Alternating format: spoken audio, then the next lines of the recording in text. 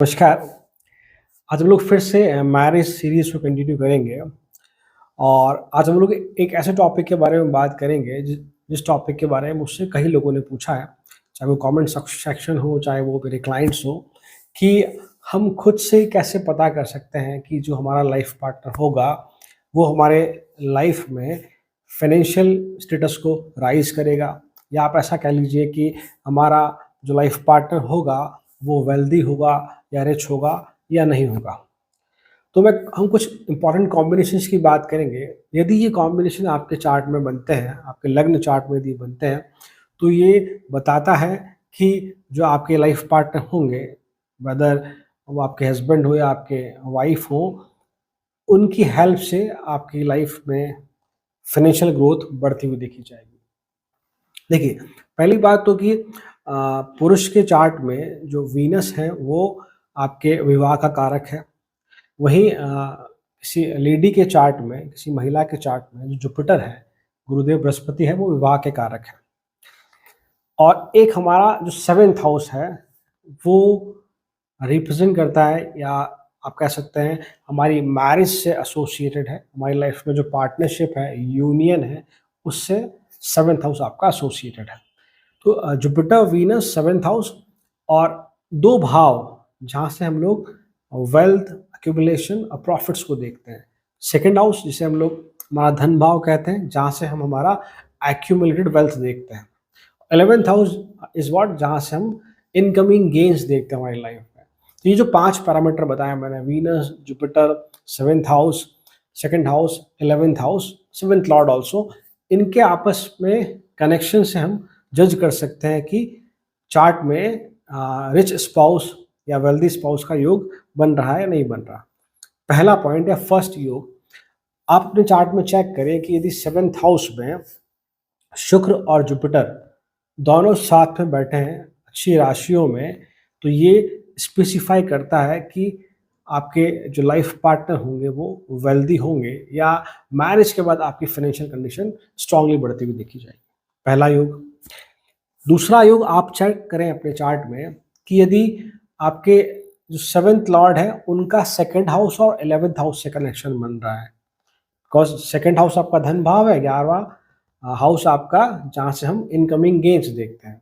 तो यदि आपके 7th लॉर्ड 11th हाउस में बैठ जाए और 11th लॉर्ड आपके 7th हाउस में बैठ जाए, परिवर्तन योग बन जाए।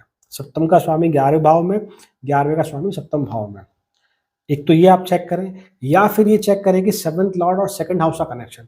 7th लॉर्ड 2nd हाउस में बैठ गया और 2nd हाउस का लॉर्ड 7th हाउस में बैठ गया, तो ये भी बताता है कि हमारी लाइफ में जो हमारे पार्टनर होंगे वो वेल्दी होंगे।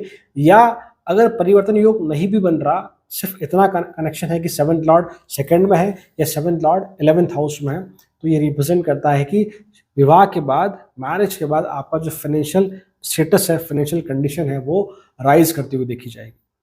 दो कॉम्बिनेशन।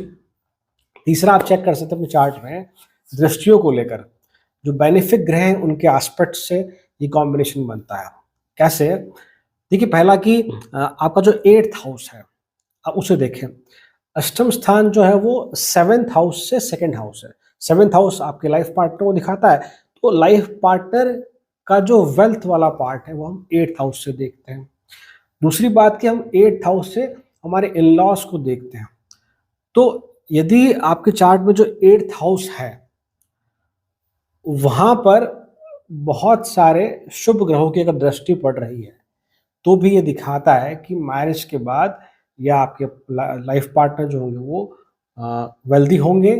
आपको आपके इन लॉज से सपोर्ट मिलता हुआ देखा जाएगा। आप ये चेक करें। तो मैंने क्या बताया कि आप 8th हाउस में देखें कि वहां पर कितने बेनिफिक ग्रह उस पर दृष्टि डाल रहे हैं। तो एक तो ये पॉसिबिलिटी। सेकंड, आप चेक करें आपके 5th हाउस को। जो 5th हाउस है वो आपके सप्तम भाव से 11वां है।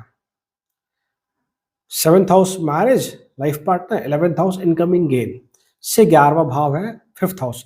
5th हाउस हमारी पास्ट लाइफ की ब्लेसिंग को भी दिखाता है। तो यदि आपके 5th हाउस पे भी यदि बहुत सारे शुभ ग्रहों की दृष्टि है, तो भी ये रिप्रेजेंट करता है कि आपका जो वेल्दी पार्टनर होगा या आपका जो स्पाउस होगा वो डेफिनेटली फाइनेंशियल वे में काफ़ी सुदृढ़ होगा। तीसरा आप चेक करें, यदि आपका जो 10th हाउस है, तो 10th हाउस सप्तम भाव से 4 स्थान दूर है, 4 places away from 7th house. चौथे भाव से हमारी सुख शांति संपन्नता, हमारा घर मकान, हमारी वाहन, ये सब हम लोग देखते हैं। हमारी प्रॉपर्टीज को हम लोग 4th हाउस से देखते हैं। तो यदि 10th हाउस पर भी अगर शुभ ग्रहों की दृष्टि पड़ रही है, मैं फिर से कहूँगा शुभ ग्रहों का मतलब एक ग्रह की बात नहीं की जा रही है, 2 या 3 ग्रह अगर वहाँ दृष्टि रखते हैं तो भी ये सिग्निफाई करता है कि मैरिज के बाद आपकी लाइफ में फाइनेंशियल स्टेटस बढ़ता हुआ देखा जाएगा। आप एक अच्छा घर खरीदते हुए देखे जाएंगे, एक अच्छी गाड़ी खरीदते हुए देखे जाएंगे। मतलब कि जो मैरिज है आपके लाइफ में वो डेफिनेटली कहीं ना कहीं प्रॉस्पेरिटी लेके आएगी। तो ये जो 3 मैंने कॉम्बिनेशन बताया कि भाई आपके अष्टम स्थान, 5th हाउस और 10th हाउस पे यदि शुभ ग्रहों की दृष्टि पड़ रही है तो ये दिखाता है कि हमारा लाइफ पार्टनर जो होगा वो एक वेल्दी फैमिली से स्ट्रांगली पॉसिबल है। ये लास्ट कॉम्बिनेशन आप देखिए आपके चार्ट में कि यदि आपके जो 7th लॉर्ड है, सप्तम भाव के जो स्वामी हैं, यदि वो रेवती नक्षत्र में हो, मघा नक्षत्र में हो या रोहिणी नक्षत्र में हो। देखो रेवती एक ब्लेस्ड नक्षत्र है, स्पेशली मैरिज को लेकर, फॉर्चून को लेकर एक बहुत शुभ नक्षत्र माना गया है।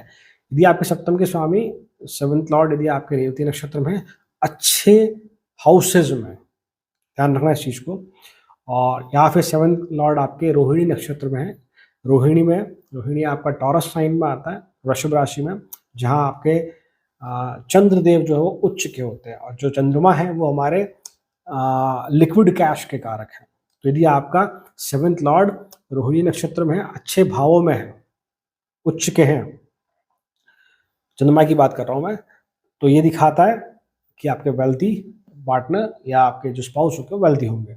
और तीसरा मैंने कहा कि मघा में हो 7th लॉर्ड आपका, मघा नक्षत्र में, जो कि आपके सिंह राशि में पड़ता है और सही भावों में हो तो भी ये रिप्रेजेंट करता है, क्योंकि मघा नक्षत्र एक रॉयल नक्षत्र है जो ये दिखाता है कि इसको आप ऐसे समझ सकते हैं कि कुछ पर्टिकुलर लोग होते हैं जो जानते हैं कि पैसा कैसे कमाया जाता है और साथ में उस पैसे को कैसे लेविशली खर्च किया जाता है, कैसे सुख सुविधाओं पर खर्च किया जाता है, या जो एक कहता है ना कि लिव लाइफ लाइक किंग और क्वीन, वो कुछ कॉम्बिनेशन वो दिखाता है आपका मघा नक्षत्र। तो 7th लॉर्ड यदि मघा नक्षत्र में हो, शुभ राशियों में हो, अच्छे भावों में हो तो भी ये रिप्रेजेंट करता है। एंड द मोस्ट इंपॉर्टेंट, ये मैंने 4 कॉम्बिनेशन बताए, आपको 4 योग बताए। इसके अलावा आप जरूर चेक करें आपका लक लॉर्ड अच्छी स्थिति में होना जरूरी है। तो ये अगर 4 कॉम्बिनेशन, इनमें से यदि आपके चार्ट में 2 भी बन रहे हैं और यदि एक भी बन रहा है तो डेफिनेटली वो उतना तो सिग्निफाई करता है कि हमारे जो लाइफ पार्टनर होंगे वो डेफिनेटली हमें फाइनेंशियली हेल्प करते हुए देखे जाएंगे। सो आज का वीडियो यहाँ तक ही, हम फिर से आगे मिलेंगे नेक्स्ट वीडियो में, हम बात करेंगे किसी एक इंटरेस्टिंग टॉपिक पे। Till then thank you so much. ओम नमः शिवाय।